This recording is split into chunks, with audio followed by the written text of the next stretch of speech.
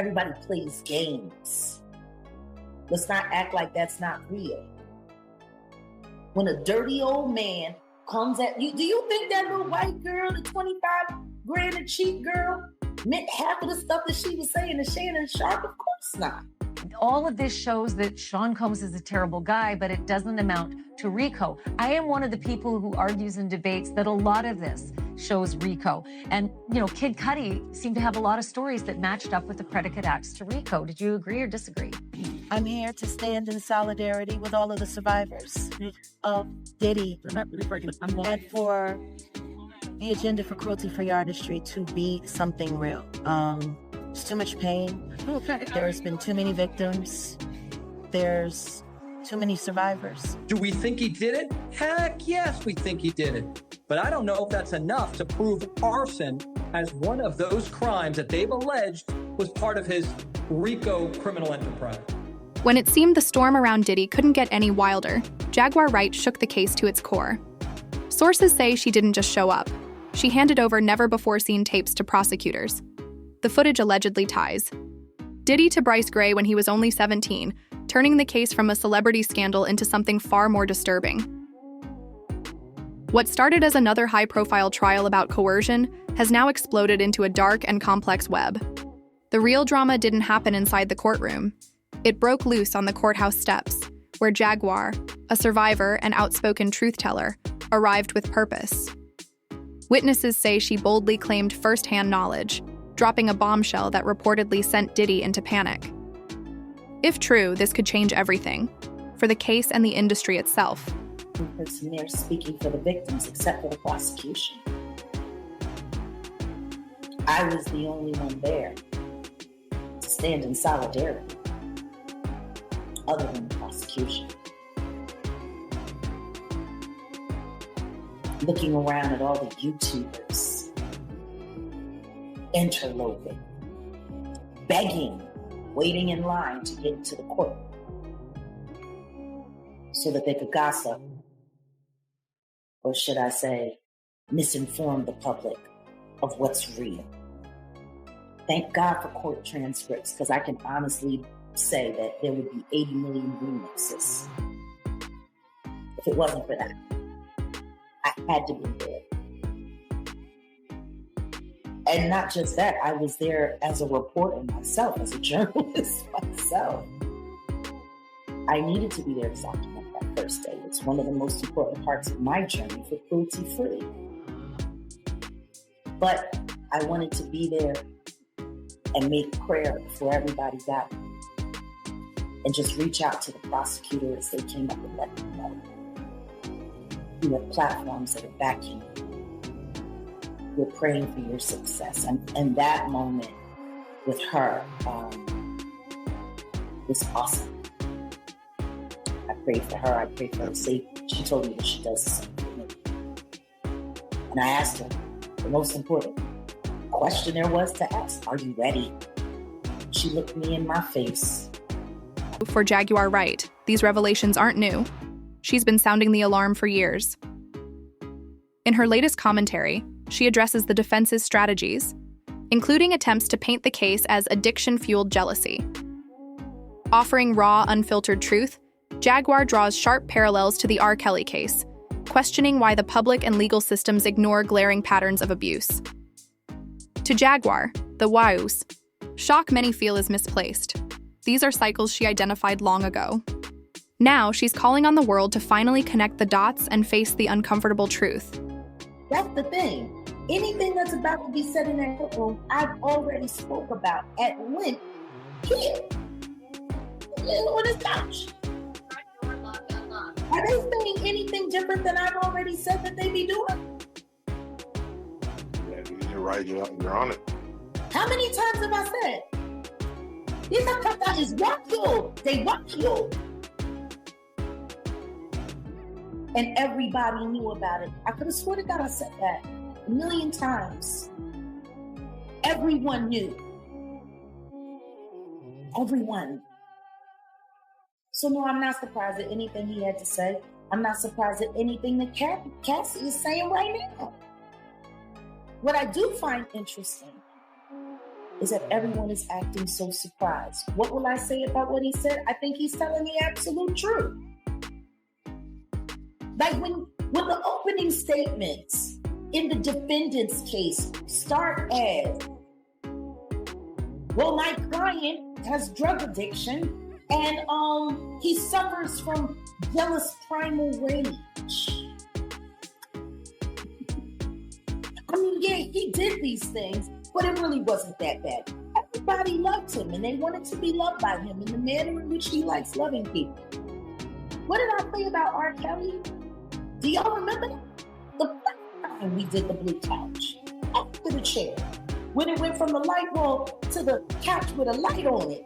I'm just saying. Yeah. Love and year. Love and year. Yeah. How is this any different? Is nobody realizing that a lot of the testimony that we're hearing against the diddler right now, very similar to the things that people were saying about R. Kelly? Yeah. Why is nobody paying attention to that? Why does Jaguar Wright didn't stop at the usual suspects. She threw a curveball that caught everyone off guard. Ryan Leslie. If that name doesn't ring a bell, he's the Ivy League-educated producer who dominated the industry with hits and innovation. But Jaguar claims there's a darker side to his story. She alleges Ryan Leslie was the one who introduced Cassie to Diddy. Y'all act like he didn't know exactly what he was doing, like he didn't hand Cassie over on a silver platter, she said. It wasn't just music collaboration, it was a calculated handoff, a setup that led Cassie straight into a lion's den. And the most chilling part? Ryan Leslie has stayed completely silent since the lawsuit surfaced. No denials, no statements, just total radio silence. For Jaguar, that silence isn't innocence, it's complicity. You don't get to wash your hands like Pontius Pilate and pretend you didn't light the match that burned the whole house down, she declared. It's a calculated handoff, a setup that ultimately fed Cassie. Jaguar Wright isn't holding back. She's naming names that most wouldn't dare whisper. Jay-Z, Beyonce, Mary J. Blige, Rick Ross, Jennifer Lopez, 50 Cent. She even called Mary J. Blige a procurer and upper. These aren't just bold claims. They're spiritual indictments. When critics called her delusional, along came Kid Cudi's shocking court testimony. His house was broken into, his car set on fire. Sounds like a mafia movie? Maybe not. Suddenly, Jaguar's wild claims about elite circles, dark rituals, handlers, and organized exploitation don't sound so far-fetched. Remember when she warned us about the hidden world behind the music industry, the whispers of rituals, protectors, and silence? Now federal raids are uncovering ghost guns, baby oil, and mysterious herbs like astragalus. With Cody's testimony, bringing arson and intimidation into the courtroom, Jaguar's words are coming alive in real time. The question is, was Jaguar ever crazy? Or was she the only one brave enough to say aloud what everyone else feared to admit? telling people not to care about her baby? He said Mary Magdalene was a whore. And he compared her like, and y'all better not be affected by that baby bump. Whores have babies too. Who says that? Wow. Talking about he knows where her family is from because he's from New London, Connecticut. And everyone wants to keep barreling down on Ryan Leslie. It's funny. I talked about the whole Ryan Leslie connection. Ryan loved Cassie, bragged about it. Cassie just testified. She has tattoos on her body from Ryan Leslie. But nobody ever talks about how that relationship ended and how her relationship with Diddy began. You know, Ryan was blowing up. And after him and Cassie separated,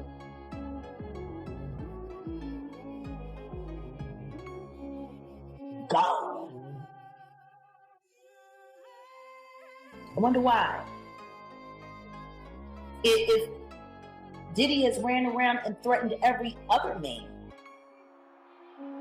that was interested in Cassie while he was busy her, neglecting her, confusing her. why wouldn't we think that he put the moves on Ryan Leslie? I thought it was interesting when he did Drink Champs, because he just recently, not that long ago, did a Drink Champ interview with Nori and them over on the Peer Pressure podcast. I was shocked to see that. I didn't understand the relevance. I didn't understand why he would do anything for a network that was affiliated with Diddy. I didn't get it. Didn't make any sense to me.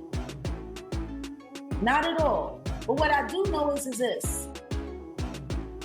Diddy has a history of bullying women into relationships with him and bullying men away from the women that he desires. Jaguar Wright has been relentless, especially in her allegations involving Diddy and Bryce Shear. Long before Diddy's legal troubles exploded, Jaguar was already speaking out about what she claims happened to Bryce. Her stance is fierce and unwavering. Sources say she's determined to expose the truth. As legal heat on Diddy grows, Jaguar vowed that he wouldn't go down quietly, at least not without the public knowing what he did to that young man. For those unfamiliar, Bryce Shear was a talented, charismatic young man with a major TV role and the makings of Hollywood stardom. But something derailed his promising career. Tragically, reports now show Bryce selling himself on OnlyFans for scraps, a heartbreaking fall from grace. Jaguar's accusations paint a grim, unvarnished picture, one that shatters the glamorous facade of the industry and exposes the dark forces pulling the strings behind the scenes. Escort, who testified to creating, quote, scenes with Cassie under the direction of Sean Combs, and then Diddy's former assistant, who testified to seeing Combs' another girlfriend. Which one of these three men do you think potentially had the most impact? I actually think it's Kid Cudi, and that's because the things that he is testifying to brings us outside of the realm of domestic violence and these kind of crimes that we've been hearing a lot about. Remember, in a racketeering case, they have to show a criminal enterprise and these ongoing criminal predicate acts that we refer to them as. Something like arson, something like that car bombing that Kid Cudi testified to, the break-in, residential burglary, all of those things start to paint the picture that this is far more than just a incredibly jealous or a man, that this is someone who is willing to extend beyond that and commit crimes. And that, I think, is really moving the needle as far as the racketeering charges go. All of this kind of fits into that overall scheme of a criminal enterprise. But I think when the government starts to extend beyond the freak-offs and beyond they start to paint a fuller picture for the jury of just... For any young, aspiring talent, it should have been a dream come true. But according to Jaguar Wright, what happened was a twisted betrayal of mentorship. She chillingly alleges they freaked off with Bryce the whole time, leaving him hollow and broken. The industry is reeling. We've all heard rumors about the infamous Diddy parties, but now those whispers are louder than ever, and the truth feels terrifyingly close. And don't nobody ever figure he needs to be subpoenaed for any of it. If we go back and we think about things that he said before Cassie filed the lawsuit, right before Cassie filed the lawsuit, he was talking about how Diddy used to send videos of Cassie getting partied on, getting freaked off on. And he said he called him and he said, hey, have you seen this? I thought this was your girl. I thought you loved it. Oh yeah, she loves it. She loves it. Whoopty-whoopty-woo, yada, yada, yada. That was evidence of a freak-off that he had footage of. Why was that not subpoenaed? And if he knows so much, why isn't he a material witness? I don't get it. Everybody's so interested in hauling me off the court to force me on the stand to do this or to do that. But this man is sitting over here, he's been dry snitching for almost 2 years straight. And he's not a witness? Why not? If you have knowledge that the Jigga Man helped the Diddler boom boom Kid Cudi's car, because he didn't want his property messed with, which was Cassie. Why ain't nobody asking him to come testify about it? Why is he not being called in? Like all of this, I'm gonna sit on Instagram and I'm gonna just shoot a shot and I'm gonna do this and then I'm gonna sit back and watch. And yet, please. This is serious. People have been hurt. People have been destroyed. Now you just want to be the lineup King Curtis, huh? How can we line you up everything you did with Soulja Boy? Who is that? Being used as a dog whistle against DDG. For any young, aspiring talent, it should have been a dream come true. But according to Jaguar Wright, what unfolded was a twisted betrayal of mentorship. She chillingly alleged that they freaked off with him the whole time, leaving him hollow and broken. The industry is reeling. We've all heard whispers about the infamous Diddy parties, but now, those rumors are echoing louder than ever, and the truth feels terrifyingly close. Party, right? Apparently the after party were these freak-off sessions that were very selective, very coordinated, according to Cassie's testimony, very coordinated by Diddy, and it's not something that we knew about. It's just shocking. It's shocking to know that all of this was going on for years. It was shocking to know that, people were witnessing certain parts of but they weren't privy to the nature of this. And, this wasn't like an everyday couple. Diddy has been in the spotlight for that whole time. And the fact that we knew nothing about these counts that he was orchestrating, it's just... Jaguar saved one of her boldest shots for 50 Cent. And no, she's not here for jokes or memes. According to her, 50 Cent has been dry snitching for nearly 2 years, dropping cryptic hints and throwing shade online, all while dodging the witness stand like it's poison. Jaguar doesn't hold back. If 50 Cent has insider knowledge, why hasn't he testified? And if he hasn't, why not?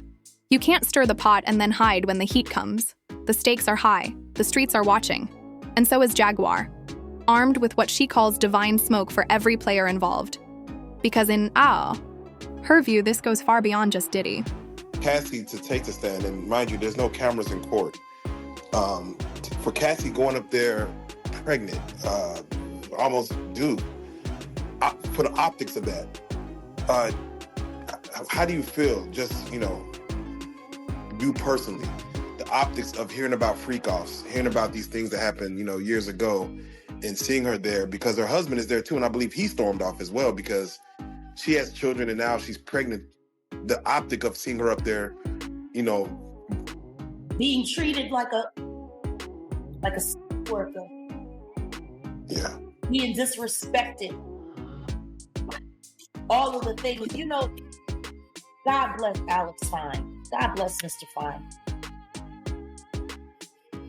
Nobody has really thought about what this must be like for him. The second that him and Cassie pulled up in New York, they already had YouTubers, like ex-bad boy cheerleaders, who still bragging about being loyal to the dipper,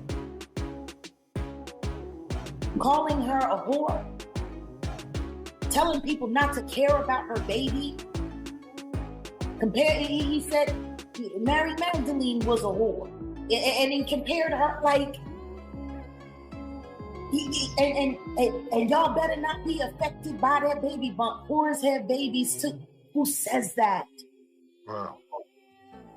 Talking about he knows where her family is from because he's from New London, Connecticut.